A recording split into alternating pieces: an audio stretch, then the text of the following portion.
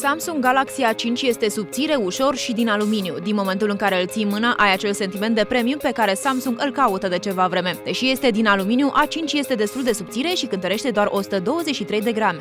Primăvara ne aduce noutăți în locuințe, în garderobă, dar și în ceea ce privește accesoriile. Iată că ne aflăm din nou la Media Galaxy. Andrei, bine revenit în emisiune! Bună ziua, bine v-am găsit! Ce ne prezinți astăzi, Andrei? Astăzi vă voi prezenta noile modele de la Samsung. Deci, după cum vedeți, A5, A3, A7 sunt noile gadgeturi cu care cei de la Samsung se laudă în materie de smartphone-uri, să zic așa. Dacă ar fi să îmi schimb telefonul în această primăvară, ce-mi recomanzi?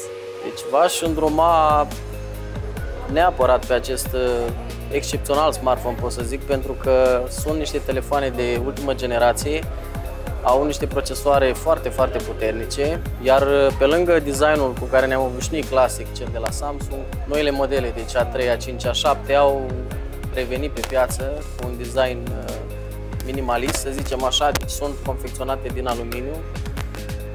Nu mai folosim acel vechi plastic cu care ne-au obișnuit cei de la Samsung. Pe partea din față veți găsi layout-ul clasic al celor de la Samsung, camera frontală și LED-uri situate lângă difuzorul din partea de sus. În partea de jos, butonul înapoi și cel de multitasking sunt mascate și se aprind doar când apeși pe ele. Samsung rămâne fidel acestui layout și se pare că va fi greu să renunțe la el. Pe partea din spate avem camera de 13 megapixeli, localizată undeva spre mijloc, fiind acompaniată de senzorul flash și de un difuzor. Acesta este așezat într-un loc ciudat, riscând să fie acoperit atunci când țineți telefonul în mod landscape. Această locație însă face ca sunetul să se audă puțin mai bine. Apelurile video se aud bine, însă când vă jucați sau ascultați muzică, veți observa dezavantajul de a avea un speaker în acea zonă. Cu alte cuvinte, iubitorii stilului clasic și minimalist trebuie să cumpere acest telefon. Da, trebuie numai decât să-și achiziționeze acest telefon, pentru că este un telefon cu o cameră în premieră pentru noi în România, deci sunt singurele telefoane cu cameră de 5 megapixeli. În special pentru cei care doresc să-și facă așa zisele selfie-uri sau...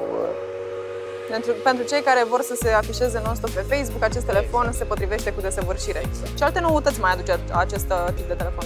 Deci, ca și noutăți, vine cu o baterie de 1950 de mAh, litiu polimer, care este foarte bună în materie de baterii. Camera frontală, de 5 megapixeli și o cameră secundară de 13 megapixeli cu ultrafocus și mai multe moduri de aceasta pentru a îmbunătăți experiența vizuală și tot ce ține de acest telefon. Mărimea ecranului este de 5 inch, ce oferă un unghi de vizualizare de 78%. Culorile arată bine pe acest display, având un nivel de saturație bun. Dacă tonalitatea culorilor e prea deranjantă pentru voi, puteți ajusta acest lucru din meniul de setări ale afișajului. Multe din imagini au anumite îmbunătățiri ce fac culorile mai vii, o practică pe care Samsung a adoptat-o de ceva vreme și care este apreciată de utilizatori. Și știu că tu spuneai că în ziua de astăzi toată lumea știe ce înseamnă un smartphone, dar pentru cei care încă nu știu, ce putem să facem cu acest telefon? Eu sunt convinsă că sunt și suceveni care nu le au cu tehnologia și nu se pricep la telefoane și atunci ar trebui să le facem un scurt rezumat. Eu aș îndruma în general, deci lumea să vină în magazinele Media Galaxy, unde eu sau colegii mei îi vor consilia cu mare drag în materie de smartphone-uri. Ce pot să vă zic?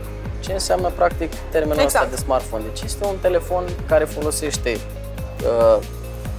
funcțiile unui telefon obișnuit, nu? Exact. Deci folosește touchscreen-ul, are capacități senzitive, da, de touch, folosesc unele modele de blocarea prin amprentă, deci ceva în plus față de telefoanele normale cu care ne-am obișnuit, cele cu taste. Da.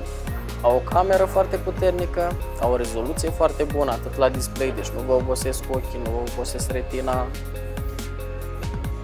Cam asta ar fi în materie de... Andrei, la final, care este sfatul tău pentru cei care urmăresc această emisiune Tendințe Shopping? Deja este primăvară, vor să aibă anumite noutăți în materie de gadgeturi, dacă nu mă așa, nu? Da. Dar nu știu ce să aleagă.